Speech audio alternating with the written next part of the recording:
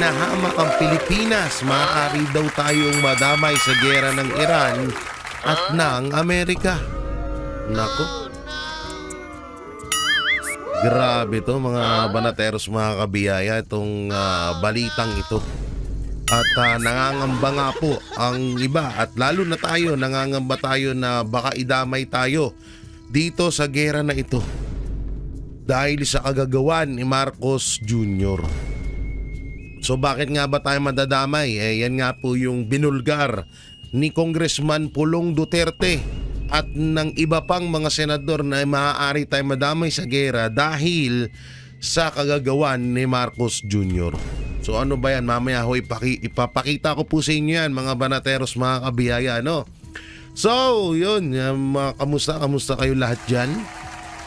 Siyempre bago natin to simulan, huwag niyo pong kalimutan na i-follow ang aking Facebook page sa JG Banateros at ang aking TikTok account na J Guevara. Yan. Ako po ay nagpapaalala sa mga kababayan natin na nandyan sa Middle East na na lubos na mas doblehin niyo pa po ang inyong pag-iingat, no, dahil talagang walang wenta yung presidente natin ngayon. Kaya kaya wala tayong aasahan na maaari kayong matulungan diyan. At tayo nga nagiging na lang yung presidente natin, nagiging news anchor. Okay? May panibagong natayo na pong network. Ang pangalan po ay BBM News. BBM News, hype na yan. Biruin mo, nauuna pang magbalita si Marcos Jr. kaysa sa mga reporter ngayon. Ganyang kagaling si Marcos Jr. Pati trabaho ng reporter, inaangkin na. Ang lupit. So eto bago tayo ilabas na natin mahiwagang kahon at ilabas na natin sino to? Oo, eto Mr. Clean. Ang bagong logo po ng Mr. Clean. Kasi lahat po ng sabihin niya, siya po ay malinis. Sana all. Mamamaga yung dila ko. Bagay talaga maging Mr. Clean pala to si Romualdez, no?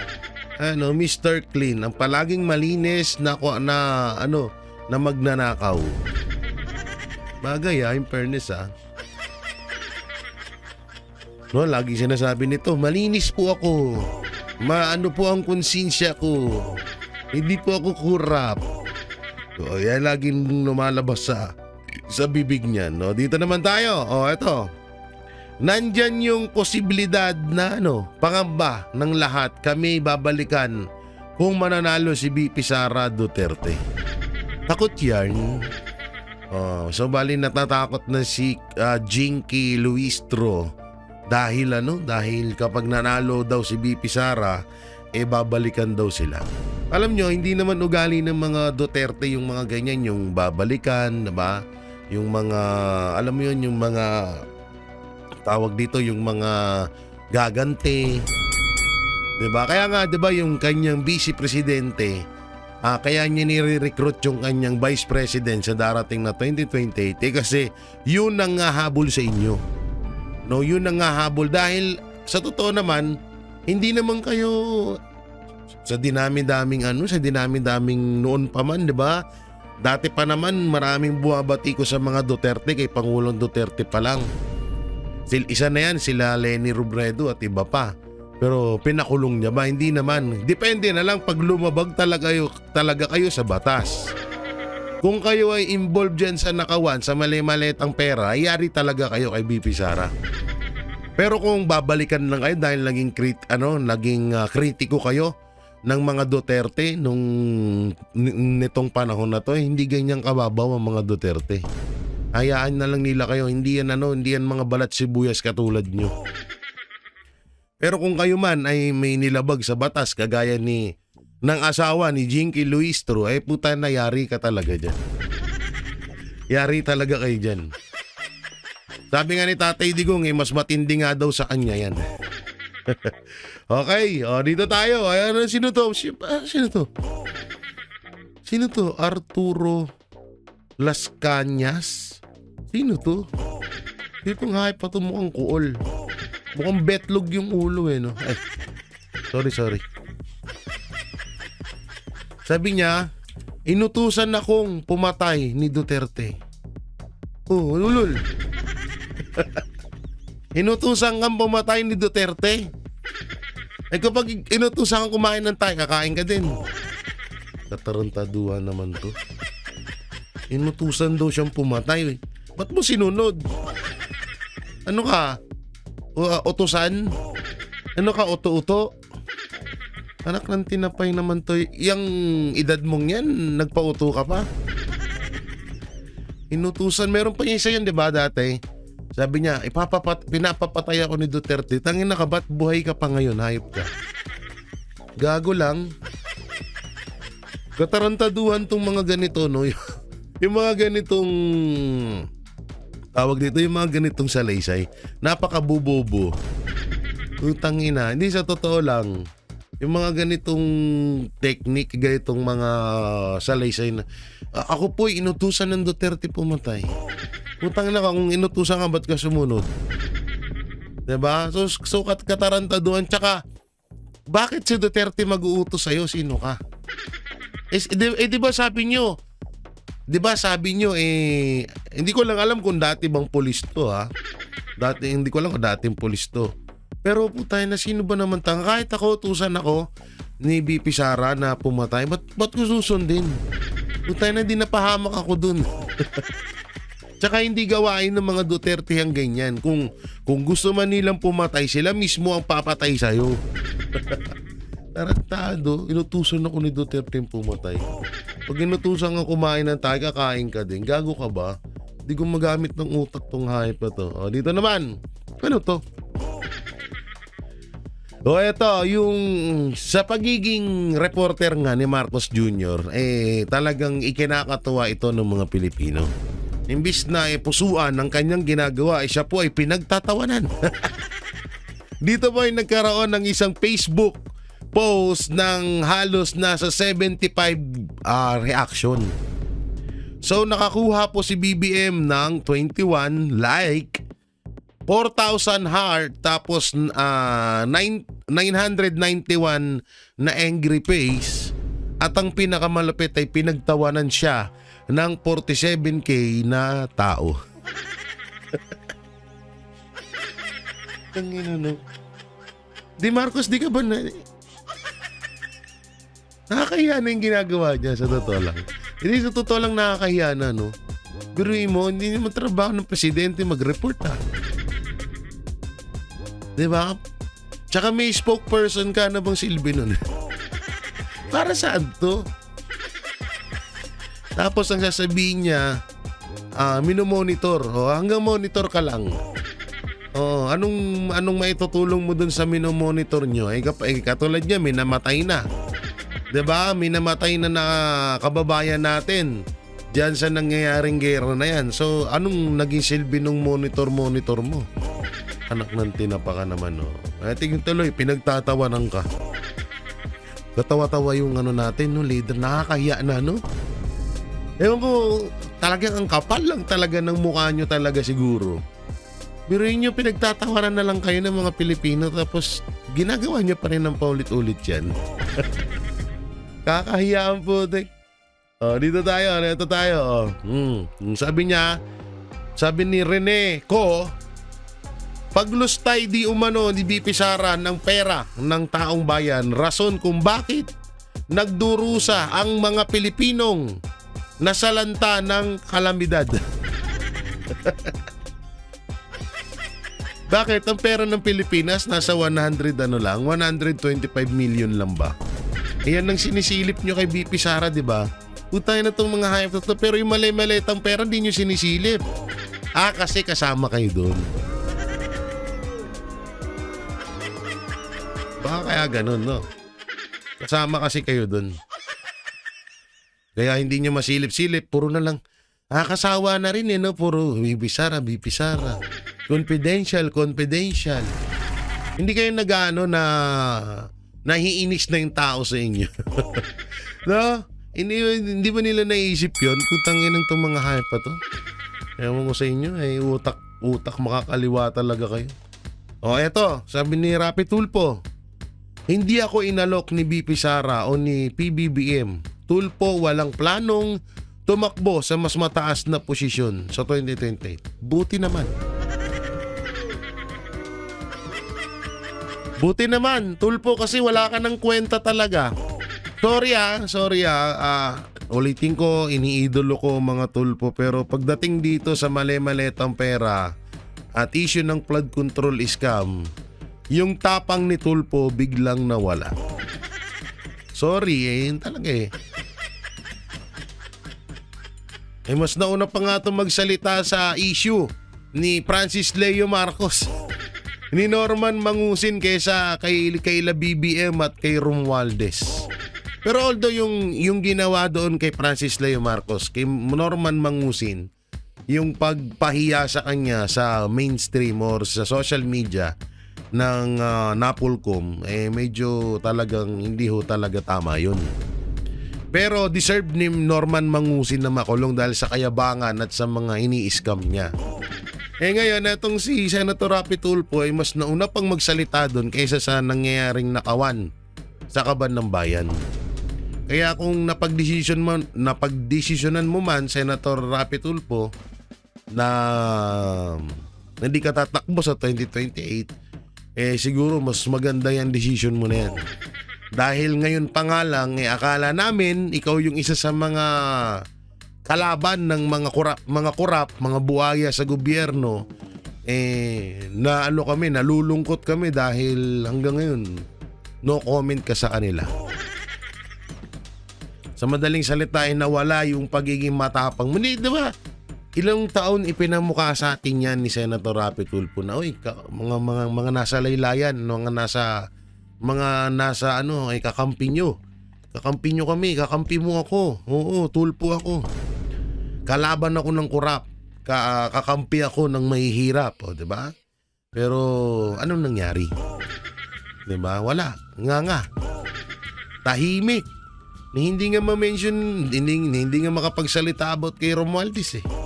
Hindi nga makapagsalita about sa mali-malitang pera. Diba? Kasi kailangan yun bilang isang senador at isa ka. Parang si lang yan Parang kay Marcos Jr. Nanumpa siya, diba? Nanumpa si Marcos Jr. na itutuloy ang mga build project, itutuloy ang war on drug, itutuloy ang kung anong nasimulan ng mga Duterte. May sumpa pa siya na may pangako at sumpa. So, ganun din naman sa mga senador. So, asan na yun? Yung tanong dyan, asan na yung mga sinumpa at mga pinangako nyo sa amin na parang hanggang ngayon ngangabels? Kapagtaka. Diba? Hanggang ngayon ngangabels.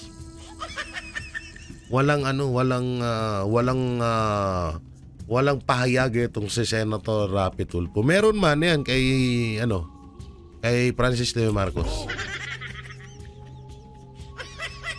Pero kung naging maayos lang to, sa totoo lang, kung hindi kung hindi sinakop ng pagiging politiko etong si Rapi Tulfo, okay sana to naitandem sa mga Duterte. Kung simulat sa yung dating karakas ng Tulfo Brothers, yung tapang nila na kahit sino wala talaga silang inaatrasan, yung talagang nasa sila, nasa gitnaan. At kung na-maintain nila hanggang ngayon yun at hanggang 2028 at hanggang sa dulo dapat hindi mababago yun, okay sana to Kaso nung nag-administrasyong Marcos na, nung naging senador na sila, wala na. Nga na. Wala na,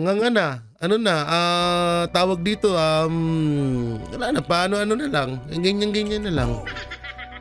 Yung mga dapat niya lang, yung mga inaasahan sa kanya ng taong bayan ay hindi mo na dapat asahan.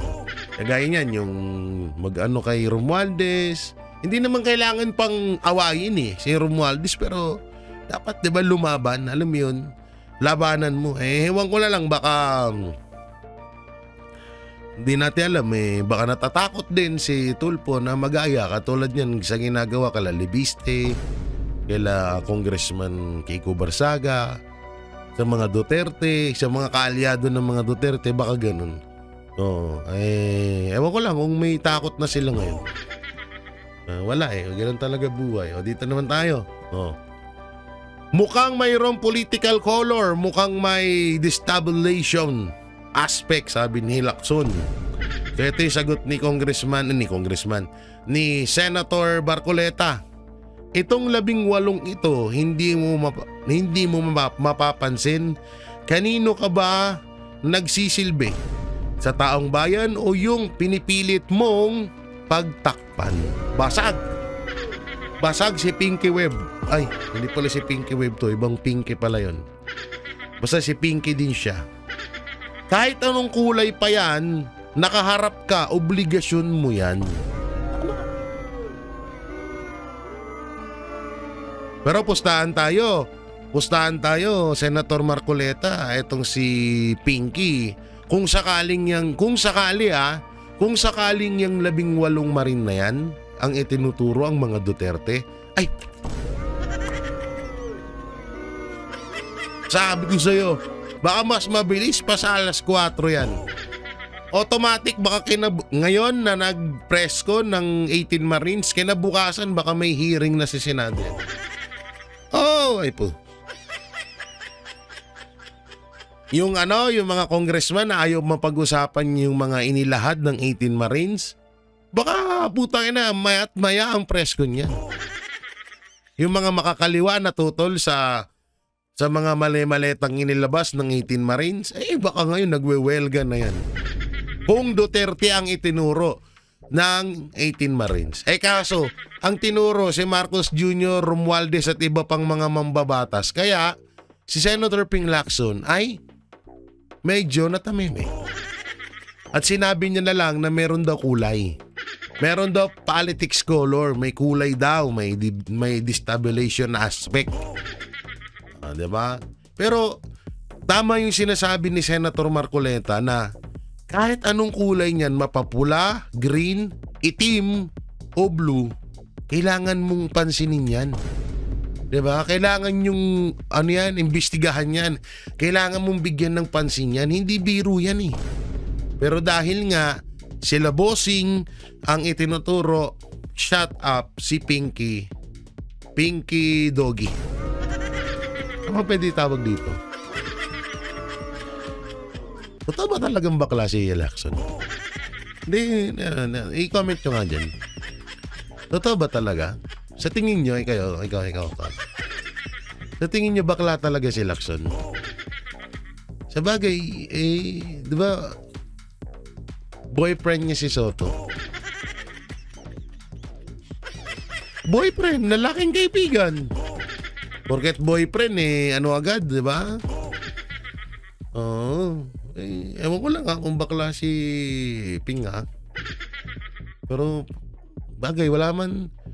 May ipinakita ba tong nagkaanak si Ping? Hindi ko alam kung may siya pero hindi, may mga ganyan talaga. Ako may kilala akong ganyan Talagang akala ko dati lalaking lalaki siya Puta na, nung bandang uli, bakla pala talaga. Bayo to, may mga ganyan nagtatago hanggang ngayon. Parang iniiwasan nilang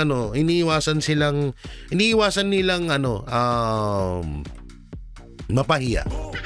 Kasi nga 'di ba si Ping Lacson dating pulis to, 'di ba? Tapos bayot pala. 'Di ba? Mahirap pang ganun. Si Marbil, 'di ba? Sabi nila bakla din. Wala namang problema sa pagiging bakla. Basta nasa maayos ka. Tapos ang masama pa niyan, bakla dati kang, sabi mo, kakampi ka ng lahat. Tapos pagdating sa kay Romualdez, takot ka. Kaya masasabihan ka talagang Pinky. Nagpauso ata nito si si Senator Miriam Defensor Santiago, nagpausong na bakla si Ping Lacson. Ay nako. Eto pa, isa. Boying duda sa apidabit ng 18 Marine dating sundalo na may aligasyon din laban sa kanya. Oh, duda na naman sila. Lahat na lang kayo duda, lahat na lang kayo sigiit. Mahirap paniwalaan na alam na ng lahat. 18 ang lahat ng nakasulat sa affidavit. Imposibleng palagi silang magkakasama at present sa lahat ng aktibidad na binabanggit doon. Tingnan mong kalokohan nito. Ay putang ina, 100 plus nga daw yung mga yan. Tapos sa yung 18 nagduda ka pa. Tsaka wala tayo, uulit-ulitin ko to wala kaming pakialam kung hindi sila sabay-sabay. Wala rin kaming pakialam kung ano yung personal nila na buhay. Ang pakialam namin, yung mga binanggit nila, yung mga inilabas nila, yun yung pakialam ng taong bayan dito. Wala kaming pakialam sa'yo, boying. Ay, wala kaming pakialam dun kung yung aktibidad, sabay-sabay ba silang inuutusan, sabay-sabay ba silang nagdadala ng pera sa mga mambabatas. Wala kaming pakialam dun, tanga. Ba't nyo inililihis dyan sa Ba't nyo inililihis dyan sa personal na buhay nila? Baka mamaya pati yung pag-in, pag-out ng mga yan, questionin nyo rin. Anak ng tipaklong naman, oh. Tapos nandiyan ka pa, dawit ka pa pala. Dawit din ang Comelec. Ngayon tapos kanya-kanya kayong talikuran. Hantayin nyo na lang talaga maging presidente ang mga Duterte. Ngayon, hindi nyo pa nararamdaman yan kasi, isip nyo, ay nasa kapangyarihan ako. Putang na, ombudsman ako. Hindi nyo ako kaya. Alam nyo, buti na lang talaga, maagang natuto yung mga Pilipino sa mga ganitong estratehiya nitong mga hayop na to. Kasi kung hanggang ngayon, kung walang alam ang mga Pilipino, maniniwala agad sila dito sa mga pinagsasabi nito kaso maagang namulat at hindi naman tolongges. May iilan dyan tolongges na naniniwala dito sa mga pahayag ng mga dawit dito sa mali-maletang mali-maletang pera na na binigay dito sa mga mambabatas na to. At dito, isa na nga rin si Boying at si Chairman George Garcia. Buti na lang, malawak na yung pang-unawa natin, no? Kung sa totoo lang, kung mahina-hina tayo, naniwala tayo sa mga pinagsasabi nitong mga to Diba? Yung mga sinasabi niya nila Erwin Tulfo, nila Boying, nila Garcia, ng mga congressman. Kung mahina-hina utak natin, tanginang yan, naniwala tayo sa mga pinagsasabi ng mga yan. Okay, dito naman tayo. Isa pa tong kupal. Paano tayo nagkaroon ng isang kasalukuyan, suklam at tusong personalidad katulad ni Trillanes para siyang ahas na gumagapang sa sa likuran at tinutuklaw ang ating bansa. Ibinenta ang ating soberanya sa mga dayuhang bandido. Halos natitiyak kong darating ang araw na maniningil kay Trillanes, dalangin kong mangyari ito sa lalong madaling panahon. Alam nyo kasi ito si Trillanes, ito yung ito yung matatawag na hudlum sa bansang Pilipinas. Ito yung tinatawag na Judas. Diba dati pa naman to na issue? Diba dati nga nakikipag-usap to sa China bilang isa kang senador pero nakikipag-usap daw siya sa China. Hindi ko alam kung bakit. O diba kinwestiyon dati yun ni Enrile. Nag-walkout pa nga yung gagong yan. Walkout yan. Diba nag-walkout pa nga yan. Diba hindi niya masagot yung katanungan ni Enrile. Ang sagot niya, may basbas daw yun. No, may basbas daw yun kay Aquino. So kung babalikan niyo yung mga una ni Trillanes, talagang sa totoo lang hindi naman lang to ginamit niya lang talaga din yung nabudol din ng mga Pilipino dito kay Trillanes. Nanalo ng senador pa nga to Pero ngayon kahit anong itakbo nito, wala na to. Tsaka na to hindi na siya makakapatong ng Senado, anong posisyon sa gobyerno, hindi niya na kaya. Mayor nga lang, talo siya. Hindi naman sikat gusto yung kalaban niya sa Caloocan, di ba? So talagang gagawin niya na lang to para syempre sa pera, di ba? Sabi nga ng 18 Marine, tumanggap din to si Trillanes. At si Trillanes ang dahilan kung bakit nakakulong si Pangulong Duterte ngayon sa dahig. Diba? So talagang yan na talagang magiging trabaho niyan. Oo. Talagang hudas yan. Kaya yan ang mahirap makaupo eh. Pag yan ng mga nakaupo, umupo sa gobyerno, puta kawawa bansa natin. Ngayon pa nga lang titignan nyo ha.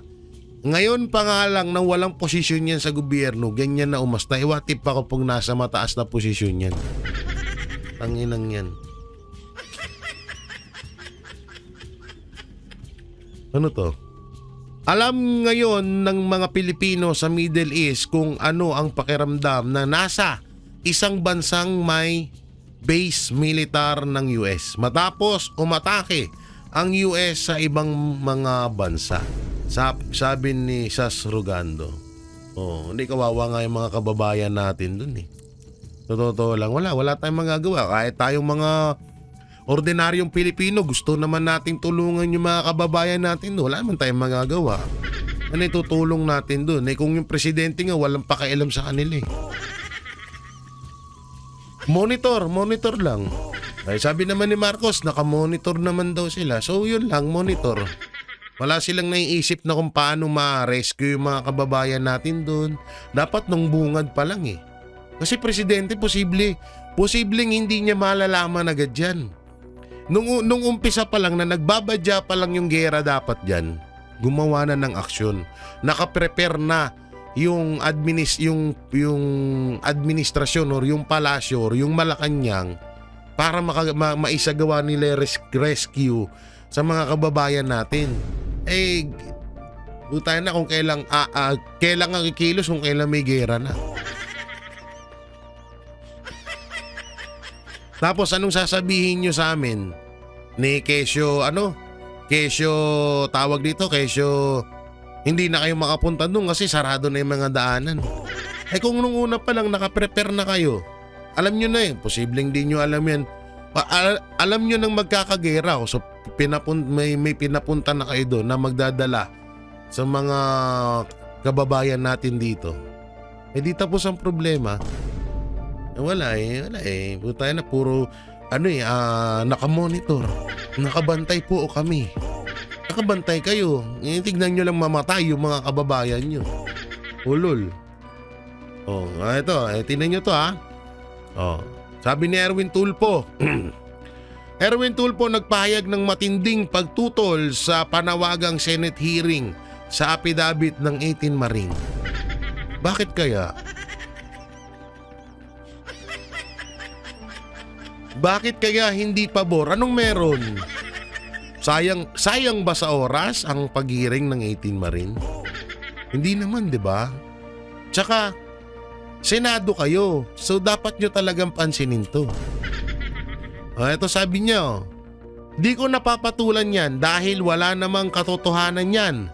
Lahat ng nilista doon ay pinasinungalingan ang kanilang sinabi.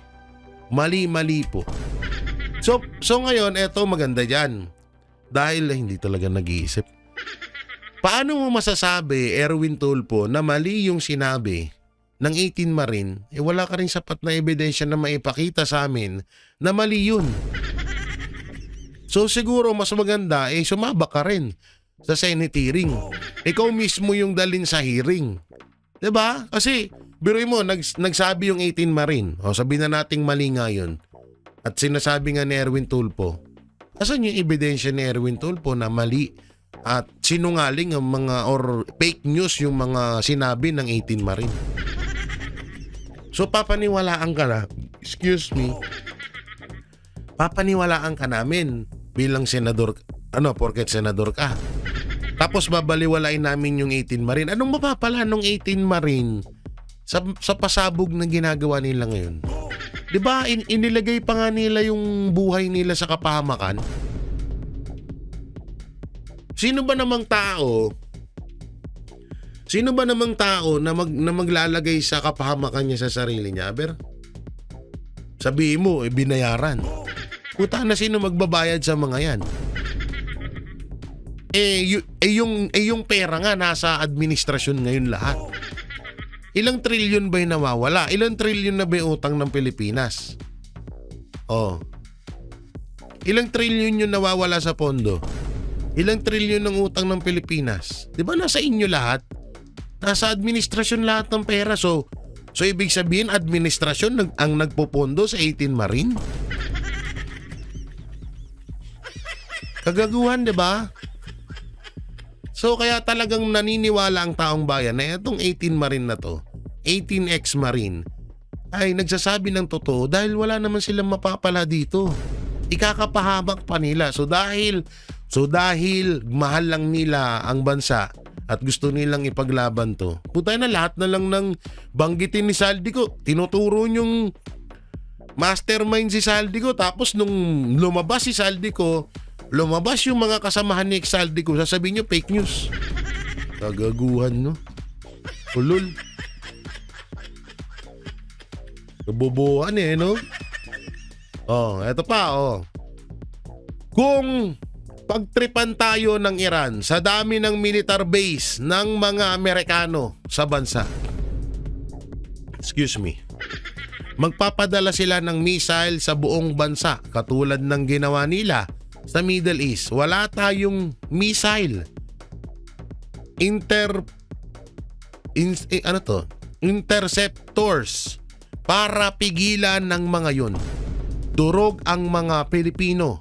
Wala rin tayong pambili dahil pinadala na ang mali-malitang mga nakurap ng politiko para manahimik sa korupsyon. At iba pa nilang kasabwat. Nahaalis agad with their family, sakay ng mga private jet kapag nagulo na. Yan lang, dyan tayo kawawa. Dyan talaga tayo kawawa pag nangyari yan. Oo, putang ina, kawawa tayo dyan. Wala tayong laban dyan eh. Wala tayong missile. Meron tayong panlaban, mga adik. Yan, pwede yun. Ipunin lahat ng adik sa Pilipinas tapos paghandain para paggera ng Middle East dito, Middle East dito, or ng gustong gumera sa bansa, mga adik ang iharap natin. Pasinghutin sila ng tig sa 10 tig 10 point 10 point na pulburon para high na high at aggressive sila sa paglusob at pag-away sa gera.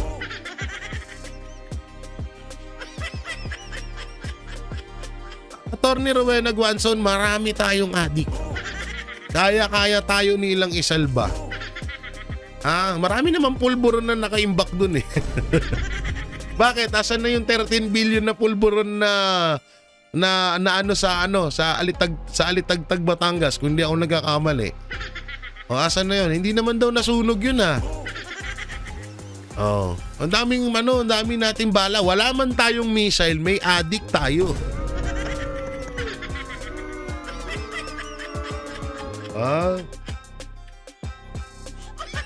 Wala man tayong missile, may adik. Ang daming adik dyan, no? Kahit saka pumunta, puta na, tirik ang mata. Mudlat pala. Yan, nisabak ko yan sa gera pag ginera tayo dito. Total, yan lang naman yung napundar ng palasyo.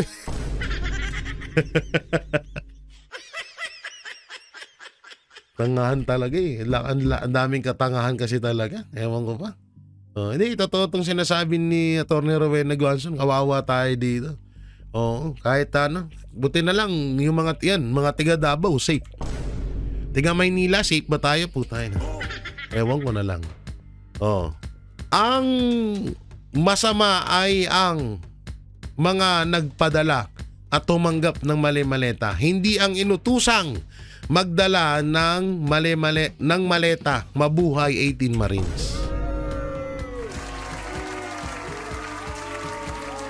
Ngayon nga, ang nangyayari, parang yung 18 Marines pa yung may problema.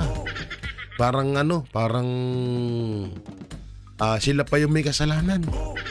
Kasi nagdala lang sila ng pera. Tapos, nagdala na sila ng pera, ibinubulgar nila ngayon yung pera na pinagdalhan nila kung sino-sino. Mali pa rin sila. Kaya nga masasabi natin ng gobyerno hindi anti-corruption eh. Good corruption. Tayo na binuy-binuy mo nagsalita yung mga tao. O na si ganito, binigyan ni ganyan. Nakinabang sa ganito, si ganyan. Tapos sila pa'y mali. Kaya tama tong sabi ni Romeo ni Romeo Pokis na ang masama ay ang nagpadala ng pera. Mga inutusan lang tong mga to eh. Kaya nga nila inilalahad. Kasi ito lang din alam nyo pwede rin sila talaga ding makulong. Buti nga kamo talaga inunahan nila. Bakit sila makukulong, Jay? Kasi halimbawa si Romualdez, si Saldico, umamin na. Paano pag tinuro niya tong mga to? O yan, kasabot namin yan. Sila yung mga inuutusan namin na magdala ng pera. Tapos mga dating Marine pa sila. O, di ba? Eto, napakaganda nung ginawa nila na inunahan nila, di ba? Nung inunahan nila at nasa salaysay din ng tinuturo nilang mastermind na si Saldico. Marami naman nagsasabi na si Saldico ang mastermind. So tama naman yung sinabi nila. Wala namang mali doon. Kaso pinagmumukha silang masama ngayon ng mga itinuturo nila. Ang saklap ng ganun, no? Ikaw na yung lumaban sa korupsyon, ikaw pamali. Ayok.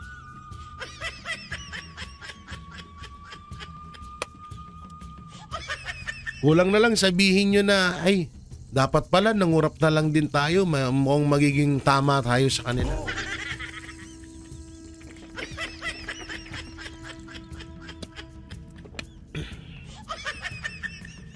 Parang yun ang gustong palabasin nyo eh. Kapag kurap, good yun. Mabuting tao pag kurap ganun. Pero kapag naglalahad ng korupsyon, masama na. Kabaliktaran talaga. O eto, ano to?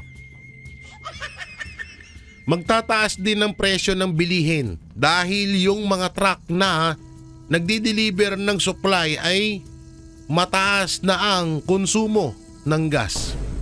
At dahil adik ang nakaupo sa Malacanang, good luck sa ating lahat. Buisit talaga si Atty. Rowena Guanzon. Sapul na sapul si Marcos Jr. na naman. Totoo nga sa totoo lang eto. Hindi kung baka hindi niyo napapansin comment nyo dyan sa comment section. Yung bigas, ako kasi umorder akong bigas.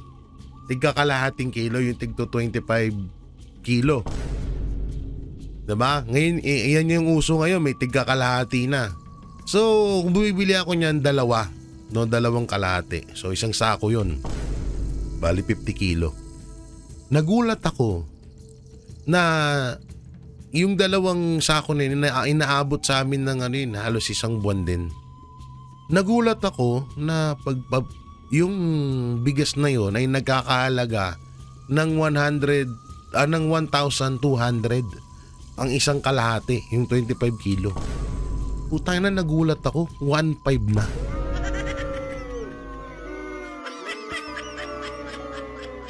Gulat talaga ako, sabi ko, magkano itinaas? 300? Putang ina, kayo mga kababayan, ewan ko lang, ako nandito ako sa Luzon. Nandito ako sa Luzon. So, ewan ko lang niya sa inyo. Diba? Biruin mo yung tinaas ng bigas, 300 pesos. Sa loob ng isang buwan. Putang inang yan. Buti ako, nakakabili ako. Paano yung ibang kababayan natin? Diba? Etong gas ganun din. Lalo na may gera. Puta na. Yung gasolina ngayon, parang ayoko na mag-rides. Hype na yan. Hindi, na-shock talaga ako dun. Sabi ko, putay na. Grabe yung itinaas. 1,500. Kalahating so ibig sabihin, Yung isang sako 3,000. Biruin niyo yun. Kakabili ko lang nung nakaraan. Misa kasi ang binibili kong bigas yung Coco Pandan, yung isa pa yung kulay dilaw, yung water lily ba yun o sunshine, basta may tatak yun eh. So misan 1,150, misan 1,200, ganun. Pinakamataas na yung 1,200. Puta, nagulat ako, 1,500. Kahapon bumili ako, sabi ko grabe na to. Grabe na to, iba na talaga. Eh pag dumating pa yung ibang panahon, ay grabe na. Oo. Kaya ingat-ingat tayo. At eto na nga, muling pinipitik ang mga bilyar. Bilyar Holdings Executives ipinapasupwena ng DOJ prosecutors. Ito yung ito yung ginagawa. Ito may panibago na naman silang panakit butas. So gagamitin naman nila yung mga bilyar. Siyempre sikat ang mga bilyar. Siguro nakakaramdam sila na medyo etong mga bilyar hindi buwabanat sa mga Duterte. Tapos 'di ba ang tahimik ng mga bilyar ngayon. Na dapat din isa rin sila sa kalampagin natin na oy magsalita naman kayo about sa korupsyon. Siguro pag nararamdaman nila na medyo pumapalo tong bilyar, eto, may pitik silang ginagawa. Ilang beses na to. Yung una, yung sa meron daw itinayo na proyekto ng DPWH na nasa private property at sa bilyar daw yun. So ngayon eto na naman. So humanda tayo dito ha. Pwedeng mangyari dito is parang mala rebellia to at chisiskudero.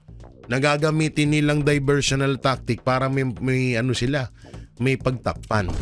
Pwede rin naman na totoo talaga. Pero sa panahon ho kasi ngayon mga kababayan, kapag korap ka, kakampi ka. Ganon. Pag hindi ka korap at kalaban ka ng administrasyon, puta na kulong ka. Yan ang kalakaran ngayon. Kaya tawag dito, makiramdam tayo ha. Dito tayo sa kabila. Ito, to? Working visit ni PBBM sa New York tuloy sa kabila ng tension. Puta na kahit may gera. Go yan around the world. Ang galing no? Kakaiba rin talaga. Ito. PBBM tutuloy sa US sa kabila ng tensyon. Tutuloy pa rin si Pres Bongbong Marcos sa kanyang working visit sa New York mula March 8 hanggang March 11. Sa kabila ng lumalalang tensyon sa pagitan ng US, Israel at Iran. Ayon kay Palace Press Officer Yusek Putangin ng Castro, nauna nang sinabi ng palasyo na magtutungo si President Marcos sa Estados Unidos para dumalo sa ika-70 session ng Commission on the Status of Women CSW at iba pang aktibidad ng United Nations. Talaga. Alam niyo kung bakit big deal to? Baka sabihin ng iba yan, sus, wala na naman kayo maano sa presidente. Sus, injitero naman kayo. Hindi kasi isipin mo dito pinatunayan ni Marcos Jr. na wala talaga siyang pakialam sa atin. Pupunta ang isang presidente sa isang bansa. Kung magalit yung Iran, girahin tayo dito. Halimbawa, isipin ng Iran na tayo, nakakampi ka pala, Pilipinas yari ka sa akin. Bakit? Hindi, eto lang, tanong lang, bakit may ba dyan? May batas ba sa atin na bawal i-hold or i-cancel lang ng presidente kapag pupunta ng ibang bansa? Kahit sabihin na natin nauna na to, dapat iniisip ni Marcos na ayoko munang pumunta ng Amerika. Baka pag hinalaan ako ng Iran, yari ang bansa ko, wala kaming palag dun. kung sa US nga pumapalag sila sa atin pa kaya? Wala, ganun talaga buhay-buhay. Pag tanga-tanga. Ay, sorry. Sabi. O, eto pa, eto malabit. Hindi ko alam kung sino tong si Sean Bagtit, ha? Yung mga nasa Middle East na ayaw sa Pangulo, PBBM, huwag kayong magpatulong sa gobyerno. Lalo na yung mga nasa UAE na sobrang panlalait nila sa Pangulo. Sino ba tong hype na to? Sean Bagtit. Utangin na, bakit? May ginagawa ba ang Pangulo mo? Anong ginagawa niya? Mag-monitor? Anong napakalaking tulong ng pagmumonitor? Aber? Tsaka putangin na, hindi ugali ng Pangulo yun. Hindi ugali ng isang leader yun. Porket DDS, porket dilawan, hindi mo tutulungan. Gago ka. Kung ganyan ang mindset mo, gago ka. Kahit nga mamamatay tao yung nasa ibang bansa na Pilipino, kukunin mo pa rin yun para dito mo yung dalhin sa bansa mo. Kahit masama yung Pilipino na yun, hindi mo datahayaan yun. Pero putay na, ikaw gusto mo, pag nilalait si Pangulong Marcos, bawal ng tulungan.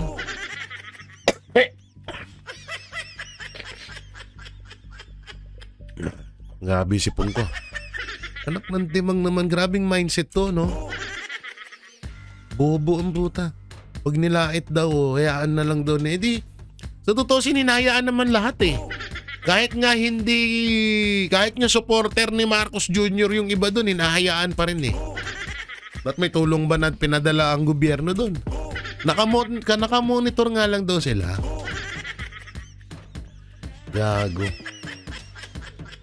O eto. Sa dami ng nangyayari at sa pag-target ng ibang bansa sa Amerika, facilities, baka dapat nga nating i-review ang EDCA dahil maaari tayong maging target. Himala, tumama ka din, Erwin Tulfo. O eto nga yan eh, may papanood ako sa inyo.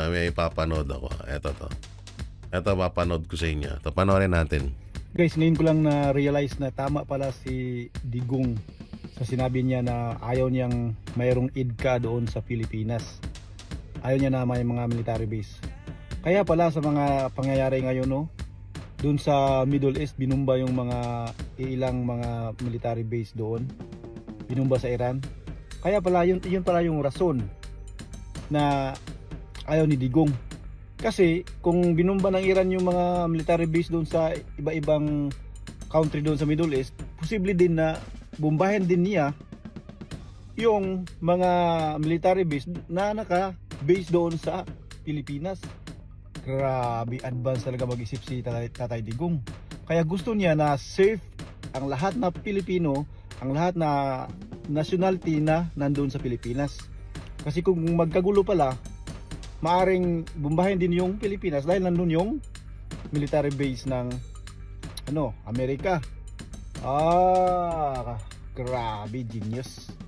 Kaya yan yung isa sa ayaw mangyari ng ni Tatay Digong. Ewan ko lang na lang dito kay Marcos Jr. Bakit hinayaan niya na magka-EDCA? Katulad na lang itong nilabas ni Kong Pulong Duterte. O ito Pulong Duterte sa gitna ng digmaan, EDCA sites, ginawang target ang Pilipinas. Tutang ina, biruin mo, ang dami niyan guys, oh. Yan, oh, 1, 2, 3, 4, 5, 6, 7, 8, 9, 10. 10 na merong 10 na EDCA site ang Amerika sa bansa natin. Kaya maaari talaga tayong idamay ng Iran, huwag naman sanang mangyari. Tanginang to, grabe to. Kaya dapat lubos tayong mag-ingat dito. Grabe, pinahamak tayo ni Marcos Jr. dito. Kaya ito nga si Pangulong Duterte, kagaya nung pinapanood ko sa inyong video, kaya hindi niya pinapayagan na magkaroon ng EDCA sites yang Amerika or yung kahit sinong bansa sa bansa natin, kasi nga once na ma-involve yan sa mga gera, pwede tayong idamay. Shoutout sa mga loyalista ha, ihanda nyo na yung sarili nyo. Yung mga dilawan, yung mga pinklawan na sumusuporta kay Marcos Jr. Yung mga adik, ihanda nyo na sarili nyo, magtitira kayo ng husto. Kasi kapag sa oras na magkagera sa bansang Pilipinas, dapat kayo yung unang lumaban. Grabe, tindi nito. Nakakatakot to. Yan ang sinasabi ko. Hindi pinag-iisipan. Kaya mahirap talaga eh. Mahirap talaga pagbangag ang presidente. Hindi pinag-iisipan kung ano yung posibilidad na mangyari. Tarantado. Grabe to. Biruin mo ilan yan, no? 1, 2, 10. Putang ng EDCA site. Kaya maaari talaga tayong pag-initan ng Iran eh. Tapos pupunta pa ha. Ang kapal pa ng mukha ni Marcos Jr. Pupunta pa siya ng US. Ang lupit. Grabe. So yan mga banateros, mga kabiyayan, ano pong maikokomento nyo ho dito na maaari tayong maging target ng Iran at talagang pinahamak tayo ni Marcos Jr. Ipinapahamak niya ang bansa natin. So ano pong maikokomento nyo, i-comment nyo lang po dyan sa baba. At syempre, don't forget to like, share, comment, and subscribe sa ating YouTube channel. Paipindot na lang din po yung bell button para lagi kayong updated sa ating mga video araw-araw. Pakidamay na rin po yung super thanks at ang ating join button. So maraming salamat. Ingat po kayo palagi. God bless and peace and bye-bye.